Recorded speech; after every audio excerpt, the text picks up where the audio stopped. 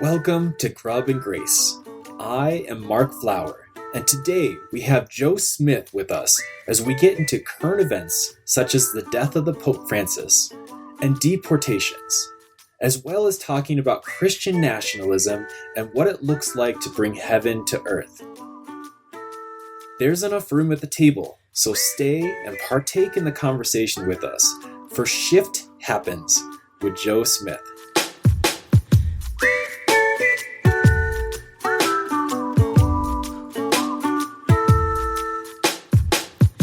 Welcome back to Grub and Grace. I'm your host, Mark Flower. I'm here with Joe Smith. Thanks for being on the show.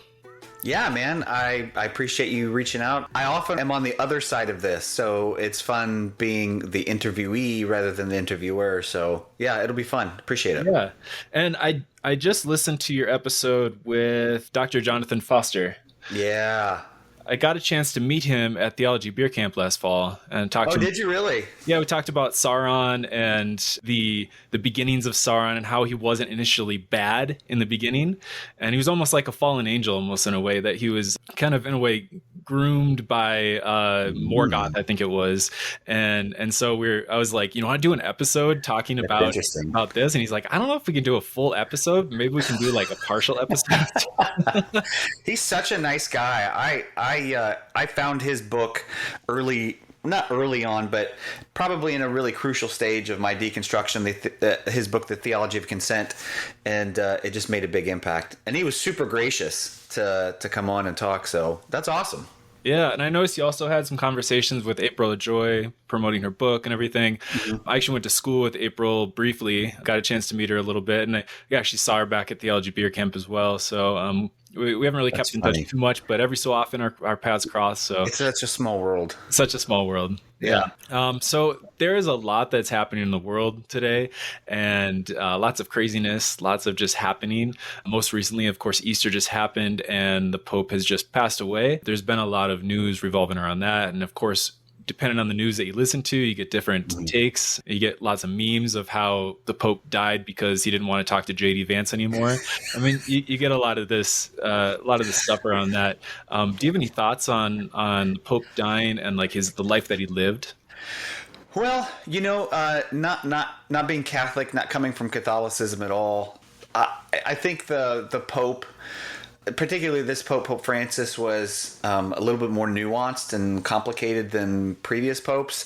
And again, this is to my limited understanding, but for all of the complications with this Pope, I think it's a lot of both and. Like, there are things that I wish that he would have pushed further, and yet at the same time, he pushed that institution probably further than it's ever been. So while not getting to the place that I feel like churches should be at, whether it's, theological or, just with things like inclusion, a more holistic way of seeing, Christianity and the world. I do think that part of his legacy that hopefully whoever comes next will carry forward and continue to push will be those things of liberation, where the Pope centered the poor, centered, the outcast, where I just read yesterday where, and I didn't know this, where I think 2 days after the response of Israel towards the Gaza Strip, I think early on, don't quote me on this. I mean, I know it's a podcast, but I think it was just 2 days after that initial retaliation, and where Israel just kept on. He called every night and called into one of the churches there in Gaza, just to keep that light, just to let them know they weren't forgotten. Mm-hmm. So I think it's those things that we can, kind of tap into, resonate, and hopefully will kind of be guideposts for whoever's next. Mm-hmm. Well, speaking of April Joy, she reposted something, I think yesterday or something, about the Pope, and it was him talking about the inclusiveness and lack of inclusiveness within the church, and the Pope was addressing a question about trans kids within the church and the lack of inclusion, the lack of acceptance within the church, and the Pope basically says that the church has certain religious leaders that have infiltrated the church and use it for their own power and control and wealth and everything else that comes with that. I thought that was kind of a powerful little message, little thing that he said that really kind of showcases some of the character that he had. And like you said, there's a lot of complications. There's some things that you wish he would have done better, but I think there are a lot of things that he did really well.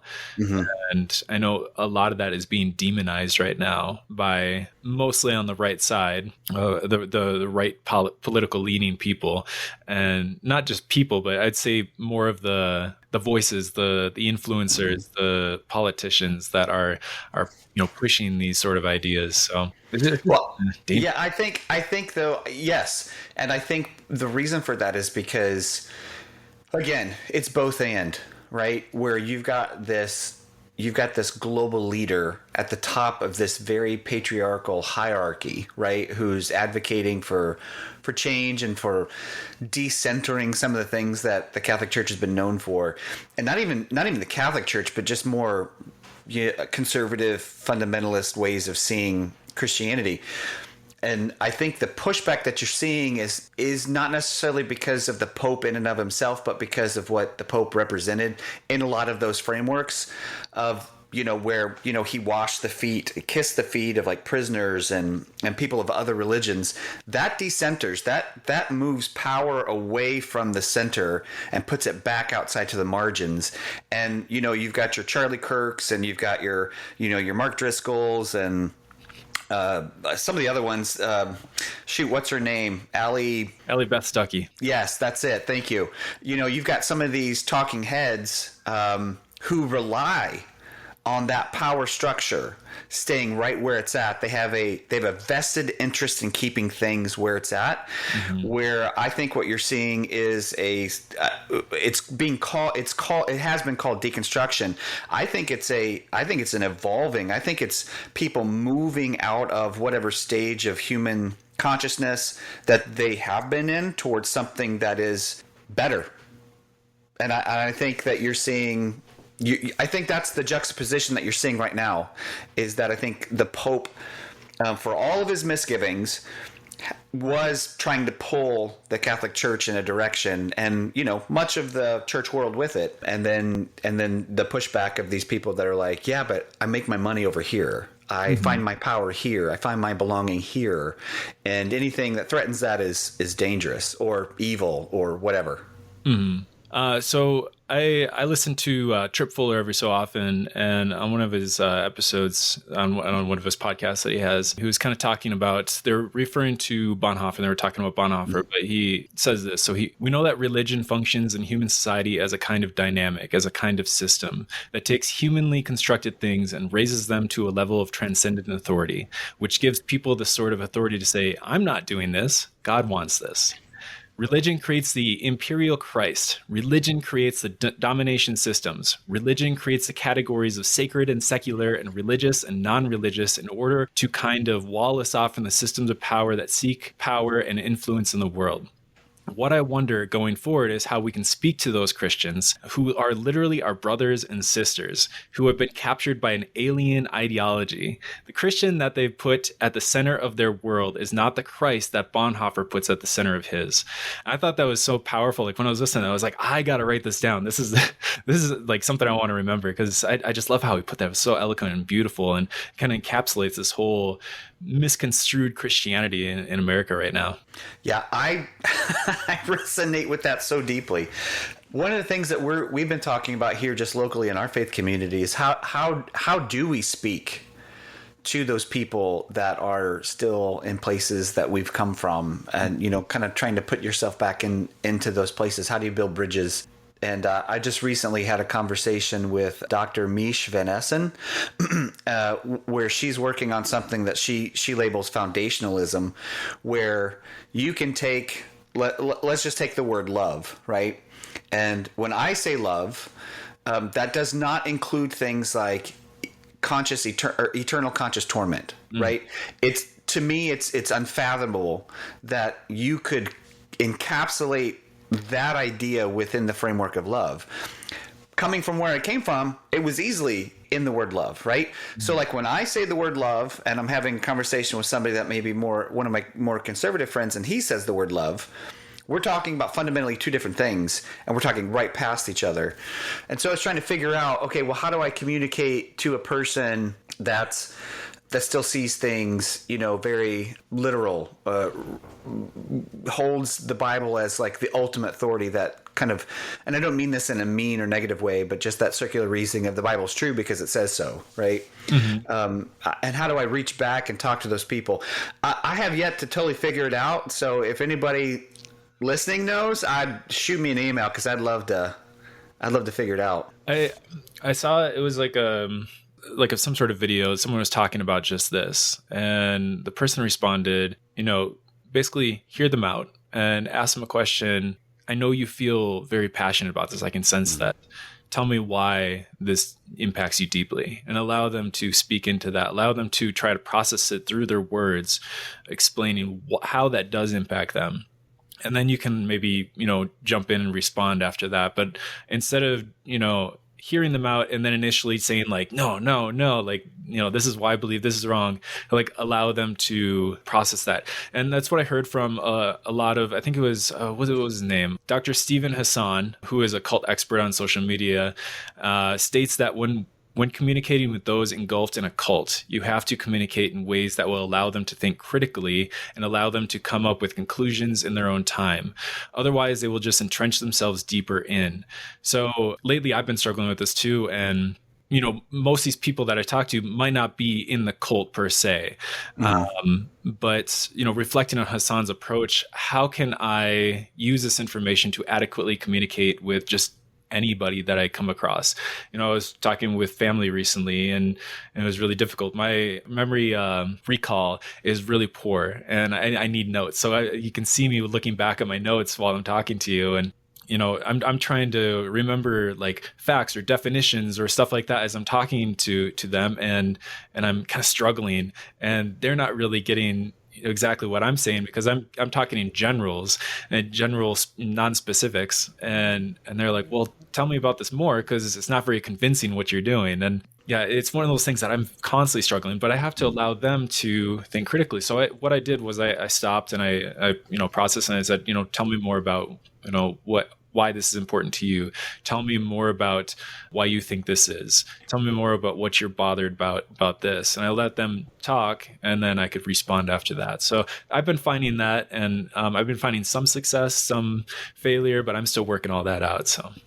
Yeah, I feel that. I've got a friend who is full on dyed-in-the-wool MAGA, and wouldn't call himself this, but is a Christian nationalist. And we've been friends for 2012, 2013. He was part of a church that I came down to Florida to help pastor that long ago. And he was an older guy, and I felt like he was one of those people that, you kind of need to build some relationship with. So started meeting him for breakfast, and have been meeting him for breakfasts ever since. We've had some of those conversations where I'll point out, inconsistencies or some of the dissonance. And the difficulty that I have found is that and it may just be like, and I'm not taking like him and making him to be everybody, but he falls back into, well, I feel, well, I think, a lot. And so just trying to kind of chip away at that. And it's all about belonging, right? It's all about ego and belonging. And when those things are challenged, you're not only challenging just something that's, factual or unfactual, but you're challenging, his stance in a group. You're challenging the group. You're challenging God, all of those things too. It can be very, very difficult. But because, I say this all the time, but because I am, white, straight, male, cis, all those things, Christian, I can walk into that conversation and walk out totally unscathed because, there's nothing he can say to me, right? Like there's no threat in any conversation I have toward who I am. So that's why I keep walking back into it, because I can't lose sight of his humanity in the middle of all of this. And not everybody can do that, right? Not everybody can walk into that, and nor should everybody.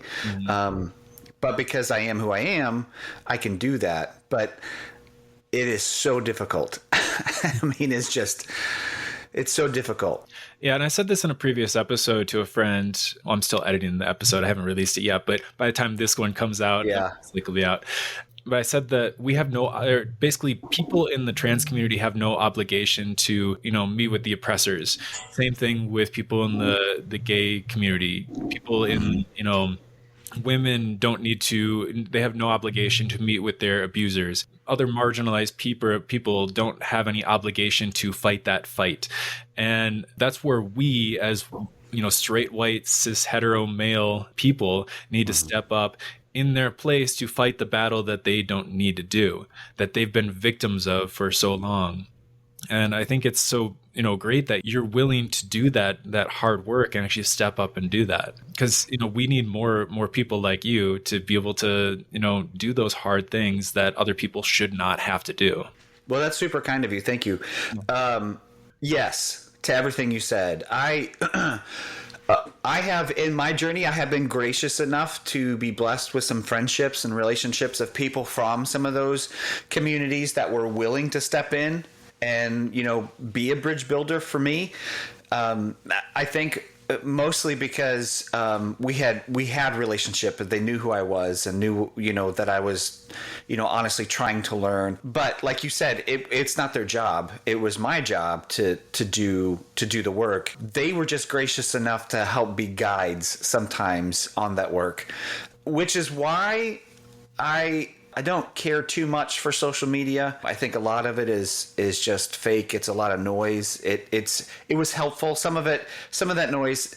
I don't mean this in a negative way at all, because sometimes noise is really healthy, right? Sometimes the rage is healthy. I needed rage for a season, and then it was no longer helpful because I had kind of moved past that stage. So that was one of the reasons, for the things that you probably saw, which is how we connected, right? Which is the good part of social media, like being able to connect and do stuff like this. That's awesome. But what I found was I didn't see a ton of people out there coming from the places that I had come from and speaking to the things that just were driving me bananas, but not in a way that added to the anger or added to the rage or added to the noise, but tried to take maybe a less emotional, I don't even know if that's the right word, just a more measured approach maybe, and just trying to speak to the things that are happening and okay, this is happening, but here's why. This thing over here, RFK Jr. is saying this crap, this insanity about autism, and now they're creating this, registry. Well, what's the root of that, right? That's rooted in white Christian nationalism. It's rooted in eugenics. It's rooted in all this bad stuff. So let's take a step back, take a breath, and okay, well, what can we do about it? So I felt like if I can participate in that, and being part of the solution in any kind of way, then I want to do that. And whether that's engaging with, LGBTQ people, the trans community, our black and brown siblings, immigration, but for me, my lane is where it intersects with Christianity. So yeah, I do the work, do all the work. Yeah, definitely. I love that you talked about, let's get to the root. What's the cause of all this? I've been really finding an interest in just history, finding out past things and how that relates to the world today. I think there's one guy on, again, social media, like you're talking about. There's good things and bad things, but there's both and the history wizard, I think is what he goes by. And he talks about how the bourgeoisie is kind of has always been the root cause of a lot of bad things that have led up to now. You get the immigration laws of the 1882 Chinese Exclusion Act, which put a 10-year ban on immigration and Chinese laborers. And there was a lot of things that, came from that were harmful. And then you get the 1903 Immigration Act, also known as the Anarchist Expulsion Act. And then, there's a lot of things that come with that, and it's just like learning the history and understanding like where a lot of this stuff actually came from to bring about policies today and why we haven't changed them either. I mean, there's a lot of people speaking out against a lot of injustices, and I think as a democracy we've made a lot of strides and whatnot, which are being rolled back nowadays in a lot of ways.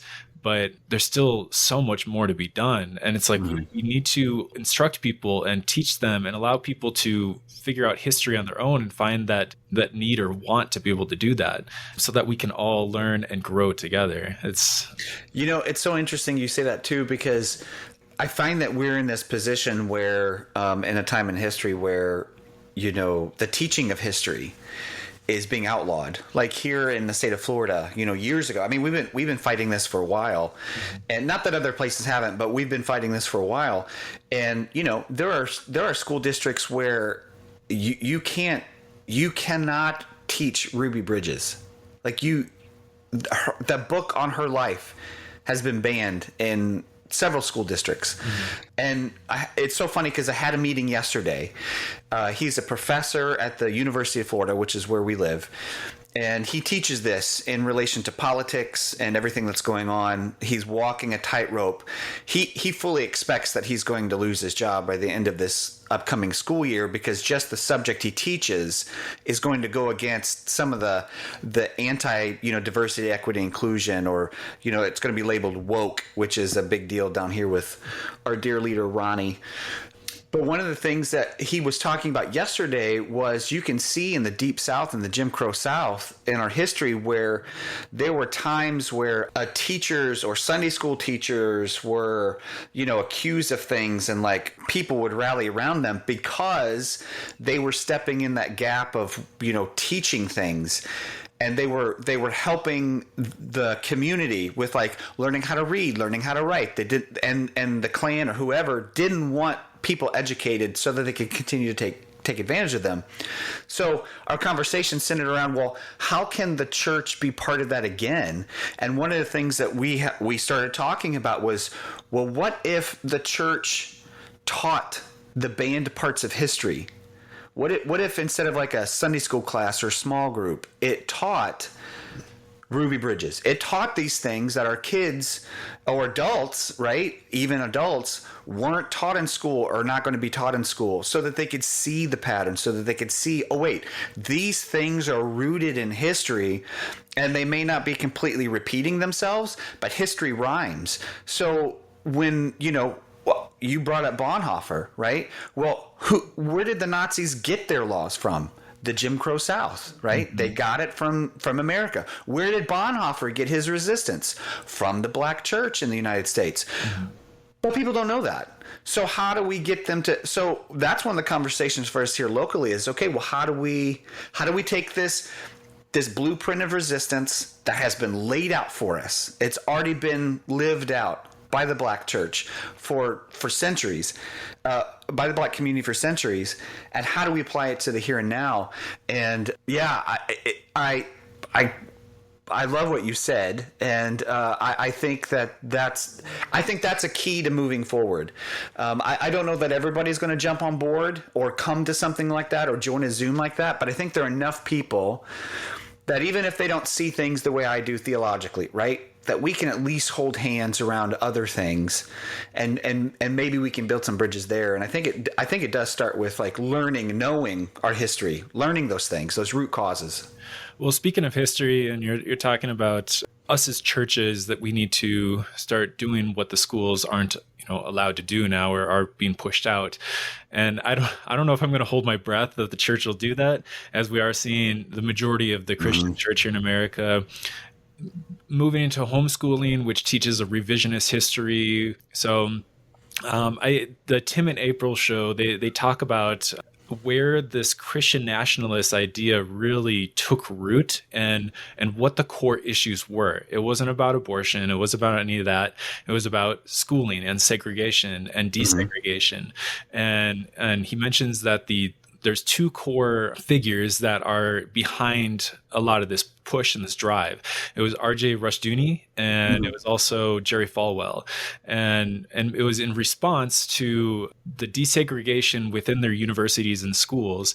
And so they therefore pushed the idea to the average Christian household to move into homeschooling and to get out of public education, to, basically, take people out and try to ruin the public education system from within by removing all these people that they would need funding for and everything like that, and then teaching this revisionist history. So yeah, it's so important to do. And you mentioned Bonhoeffer, and I've been hearing this a lot recently, the figure Martin Niemöller, which is a very complicated person. Of course, he was in prison because he spoke out about the state control of churches, but he was very right-wing, anti-Semitic Nazi supporter. So he is a very complicated character, but he did come out with a poem called First They Came. And so it says this: "First they came for the communists, and I did not speak up because I was not a communist.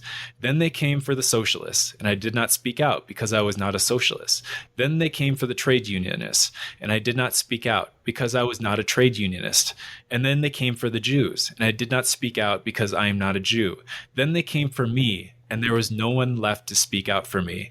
And it was so powerful, and it makes me think of what's happening now with the deportation of immigrants, both legal, non-legal, and just people that are deporting for other reasons. And if we're not speaking out for them, if we're not putting our own selves on the line for them, if this keeps going down the train, this could very well happen, like how Martin Niemöller puts it. And maybe that goes into immigration. We can start talking about the deportations and everything with that too. And I think there is Muhammad Khalil and a lot of people like that too. Yeah, I have a lot of thoughts about that. I get accused a lot of time about, well, you just want open borders. And no, that's not actually accurate. I do think that we need to. Yeah, I'm not an immigration lawyer. I actually have friends that are here locally, and they have educated me on just how insane, complicated, lengthy, expensive the process is, that it is completely broken, that there are not enough lawyers or judges. Those that work in immigration law do not get paid very little. Most of the immigration work, according to the people that I know here in Florida, a lot of it is done pro bono. They work other cases, and then they donate their time. But I think, again, we all know, I think that most of us know this, that this push to rid our country of a specific group of people has nothing to do with immigration. It's not about upholding law and order. It's not about upholding anything other than white Christian nationalism. It is once again centering power around people that look like me but believe differently, right? I mean, it's those people, like you just said, Jerry Falwell. It's that group of people. This day, you can turn on, was it I don't even know if OAN is that even still a thing anymore? Newsmax. I see stuff on Right Wing Watch all the time about people talking about this. There was a episode just the other day, and I cannot think of what it is because I obviously do not listen to it or watch it. But this woman was talking about, I did a reel on it because she was talking about the hardest person to be in the United States right now is a white male. And I was just like, are you freaking kidding me? What are you talking about? It just blew my mind. And it's this whole, I think it's all tied together. And the push to rid the country of Hispanic people, black and brown people. I think it's rooted in that idea. I mean, we've heard Trump say it, right? It poisoning the blood of the country. That echoes back to, the 20s and 30s Germany and the things that Nazi propagandists put out. So, I mean, it's not about the law at all. No. And they don't care that a law is being broken. They care about who's breaking the law. Mm-hmm. That's what they care about. Yeah. And I heard some statistics somewhere that somewhere in the range of like 75% of the people that were sent to El Salvador recently didn't actually have any violent criminal record. Mm-hmm. I Yeah. read that. And speaking of, was it Muhammad Khalil that was sent there accidentally? Was it him or was it someone else? I I could look it up real fast, but I I mean, forget the there's exact like, name, but yeah, there was someone that yeah, was sent there his name was really big in the news recently, but yeah, he was sent there yeah, accidentally, and he was even admitted by the administration, by Trump's administration, that yeah, it was by accident, but they're not going to bring him back because he's already out of the country. And I heard it was someone saying that it's easier to take the person away from the law than the law away from the person. mm, It's easier once you get them out of the country, away from U.S. law, due process. Then it's easier to just wipe your hands clean and say, well, I can't do anything. It's in their hands now, and they're of course not going to do anything about it. So what are we going to do? We're stuck in this limbo of we need justice, but we can't have justice because everyone's saying their hands are tied and they can't do anything. yeah. So I did look it up. Kilmar Armando Abrego Garcia. Ah, that's right. There Yeah, was a clip of Stephen Miller. It was kind of a comedy. It was like somebody put some comedy with it, but it was him saying, "Okay, what if we brought him home? Like, what do you think would happen?" And then somebody jokingly say, "Well, he could be with his family." yeah, yeah. Like seriously. Well, and the thing is, like you said, you brought it up. Again, not a legal expert, but I wish somebody would explain it to me like I'm five. That they keep claiming that he's an MS-13 gang member. His family and others, whoever were part of this, even the authorities said no, he's not.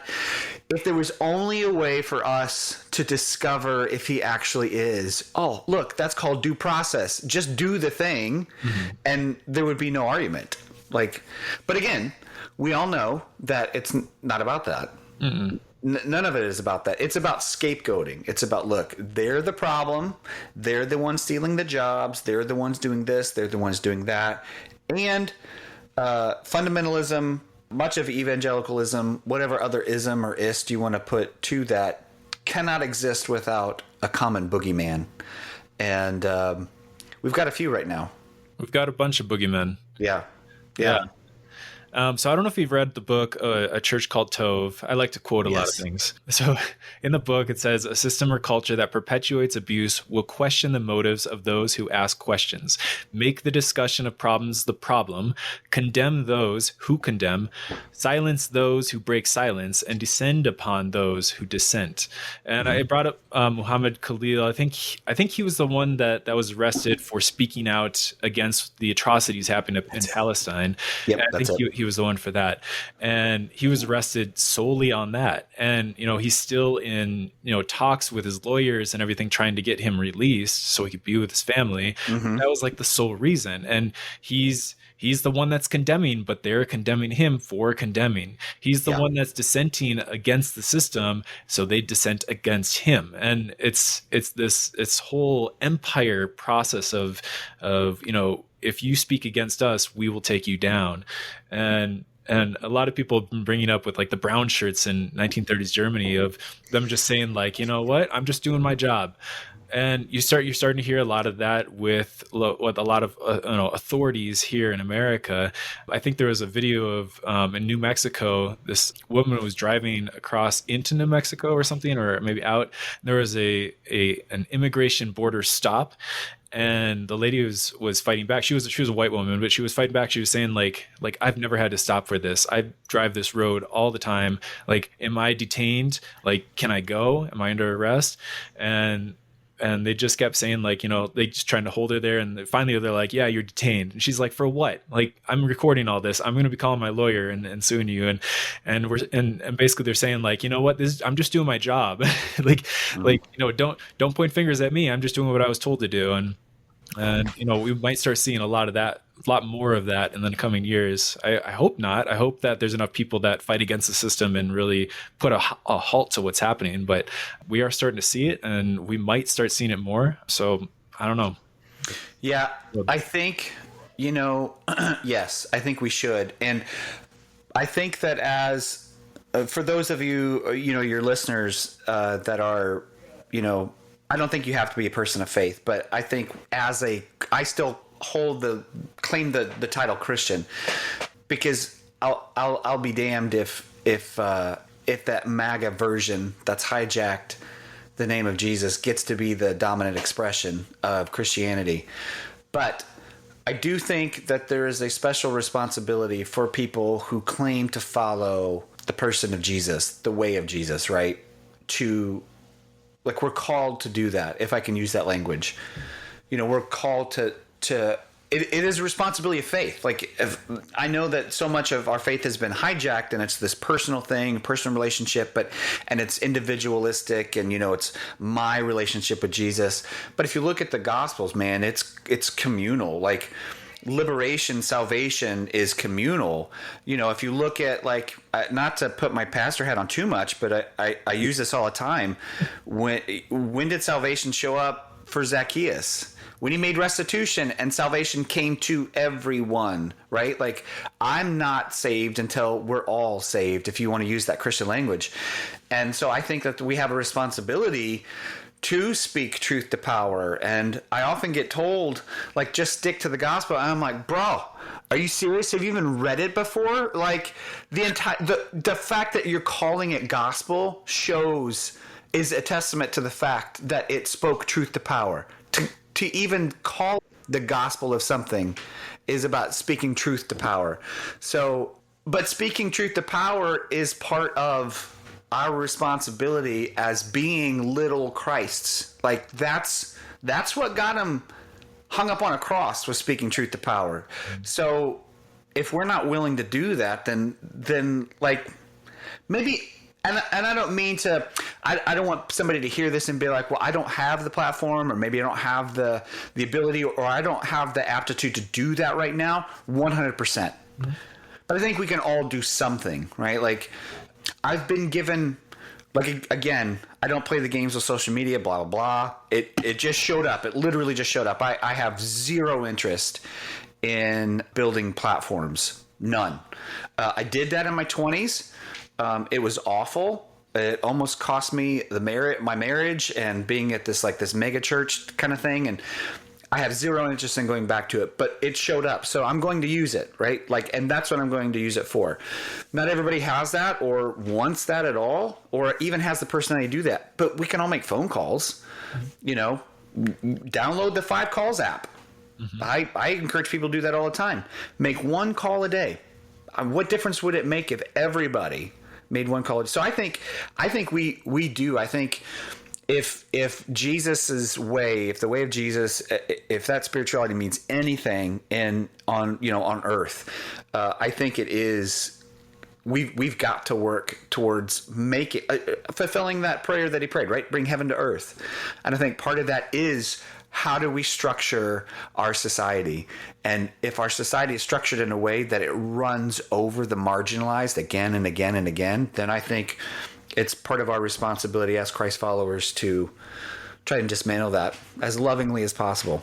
Definitely. So I was recently hearing that the most unique thing that came out of Jesus' mouth was to love your enemy. Mm. And in the 20th century, it took a Hindu to introduce it back into American Christianity, which was Gandhi. He was talking about Christianity, brought this whole concept back. And I think it was John Dominic that was saying, I think love your enemies has to be translated to nonviolent resistance. Mm-hmm. Otherwise, you're not loving your enemy. And of course, when you look at nonviolent resistance, you got Martin Luther King. Actually, I got the book right here, Why We Can't Wait. Nonviolence is a powerful and just weapon. It is a weapon unique in history, which cuts without wounding and ennobles the man who wields it.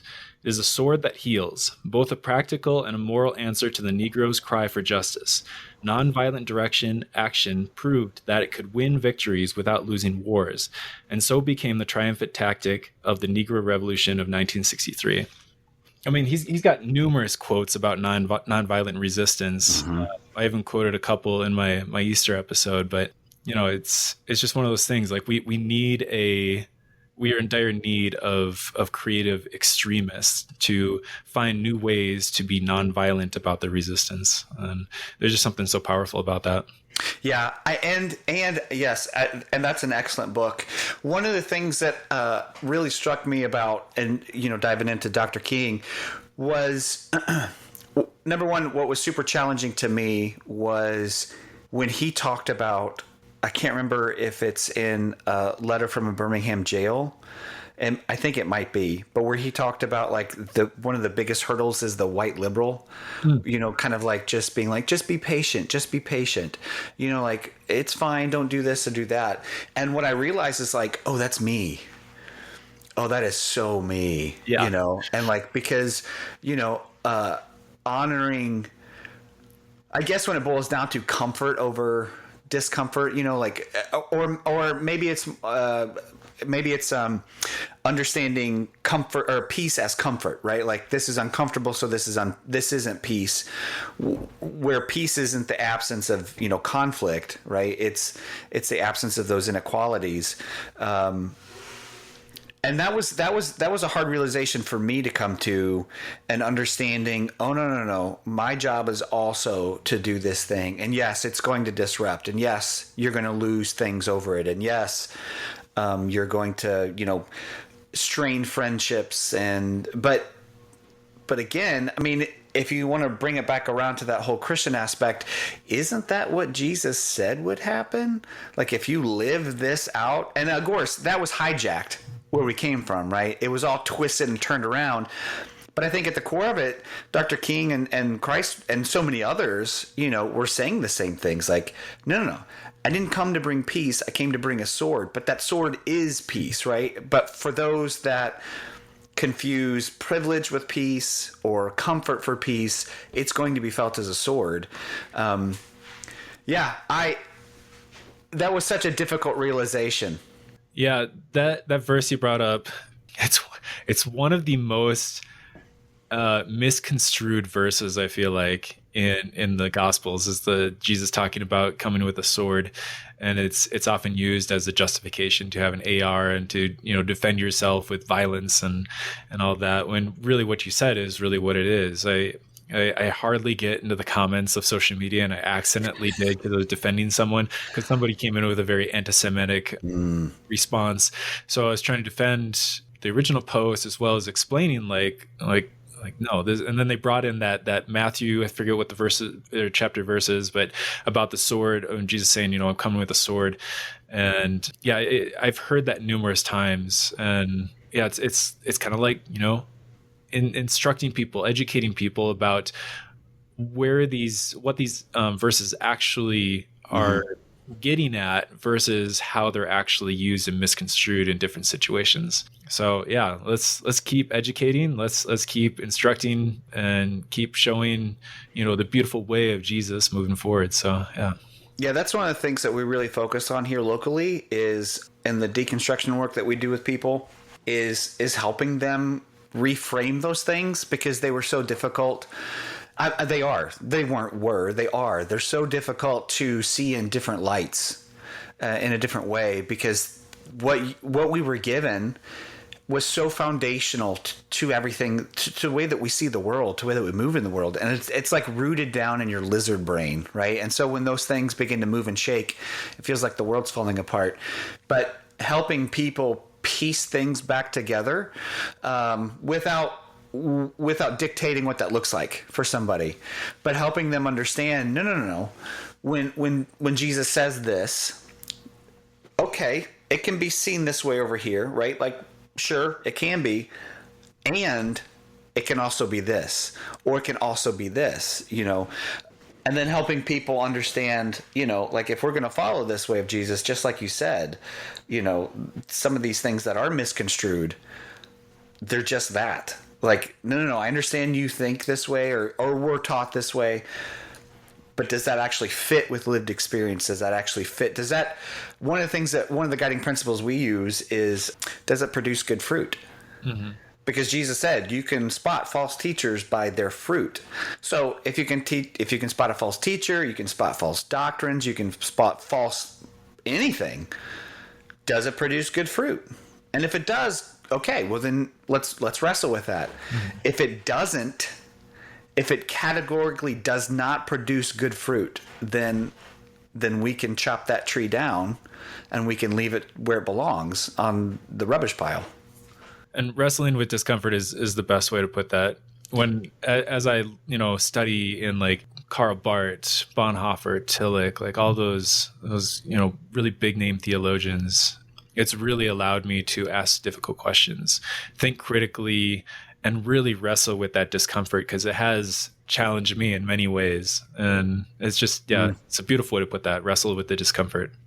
Yeah, one of the things that we've been branching out into here is offering spaces for people to do that.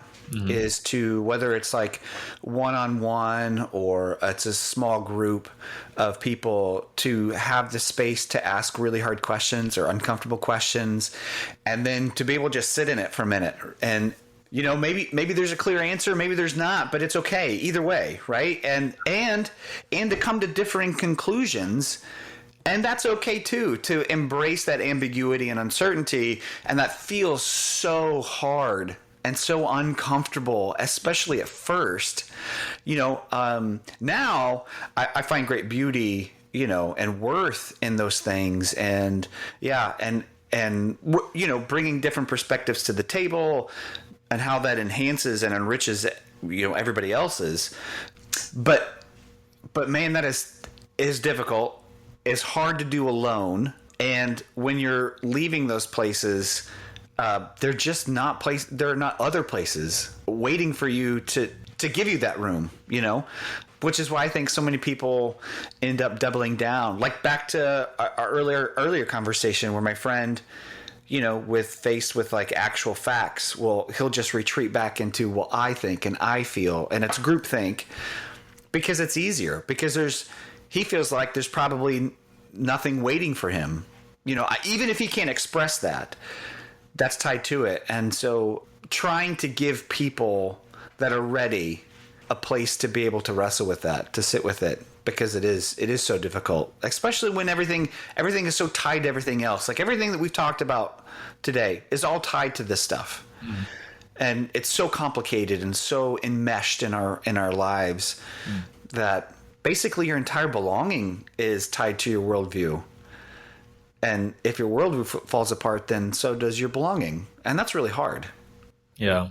Well, I don't want to hold you up too much longer here. I wonder if we could maybe transition into talking about these guys that we're wearing here.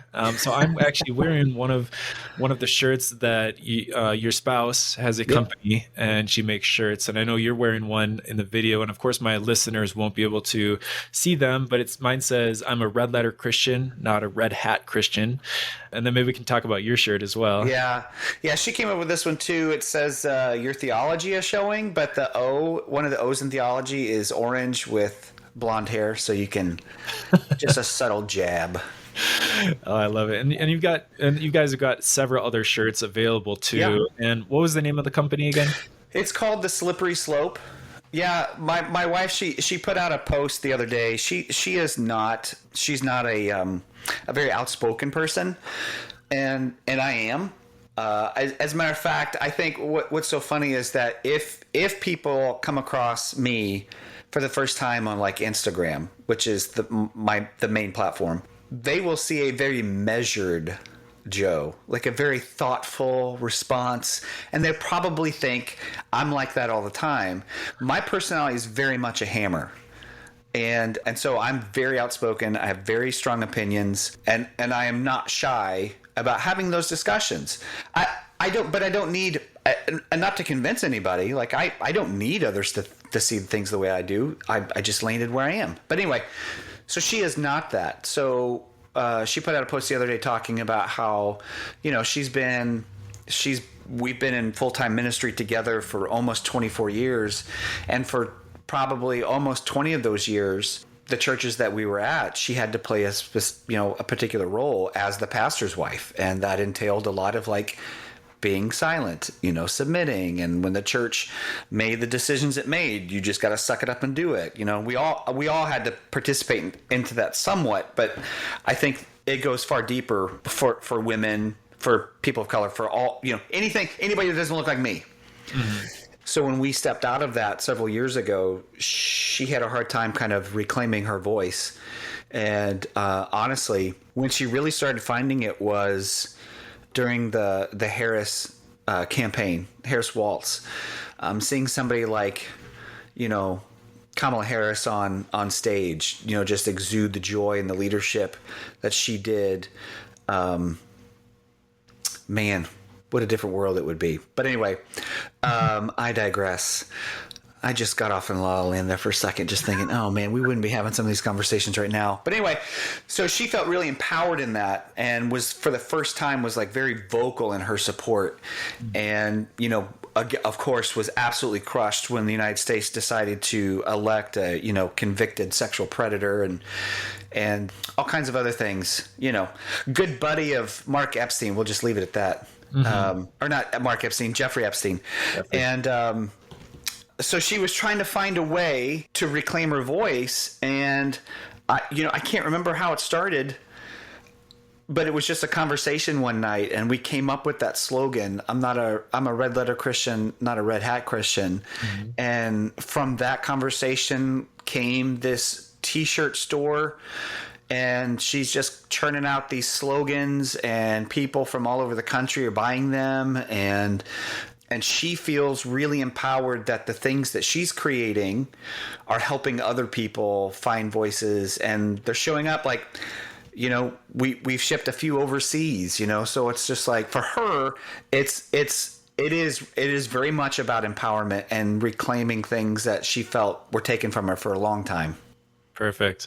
You also run a small podcast, like mine, but much more successful and longer running. It's called, and I'm gonna have to slow this down so I don't have to bleep myself. It's called Shift Happens. Yes. Shift Happens. Yes, you do have to say it slow. Yeah. Yeah. It was born, I don't know, I think I've been doing it 3 or 4 years now, and it started here locally. It started again by a conversation. There was a church here in town. There is a church here in town. It's one of 2 churches that you could probably label mega churches. We might have 3. They had a youth minister at the time that he and I just butted heads all the time. He put out just the worst trash theology on social media, and I would respond to him because I knew that there are kids listening to this. Like, you are poisoning these children, these students, with this.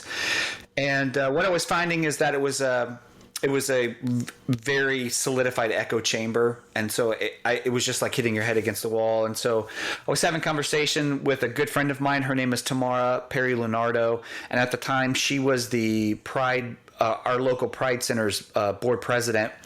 And we were talking about it, and she just said, well, why don't you just tell better stories? Like, why spend time, you know, hitting your head against the wall? Why don't you just start telling better stories? And so we just started.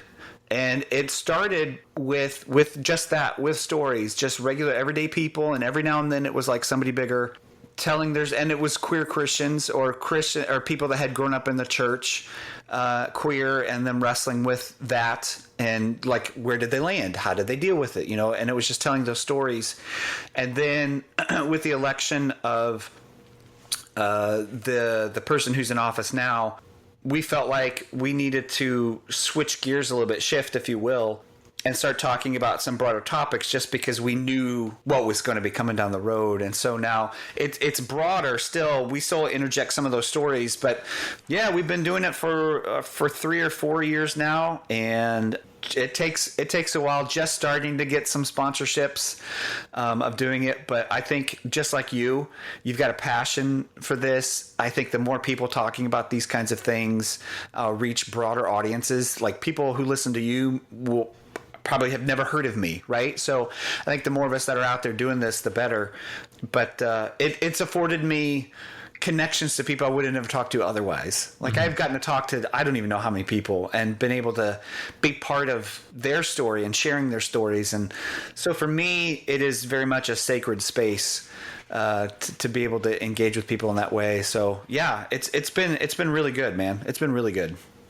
I'm happy for you, man. I'm happy that it's been, you know, fruitful, and that you've been finding a lot of joy within what you're doing too. Yeah, I do. Very much. Well, like I said, thank you so much for coming out, Joe. It's a real pleasure talking to you. I really like this conversation. I can't wait to share it with everyone. And I hope that we can, you know, possibly do something like this again too. Yeah, Mark, it was good. It was a lot of fun, man. I look forward to talking again.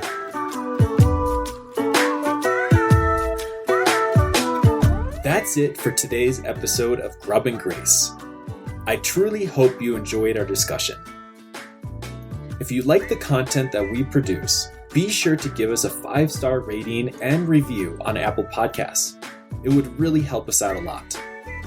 Also, be sure to follow us on Facebook, Instagram, and X. Until next time, stay curious, keep an open mind, and celebrate the traditions that bring us all together.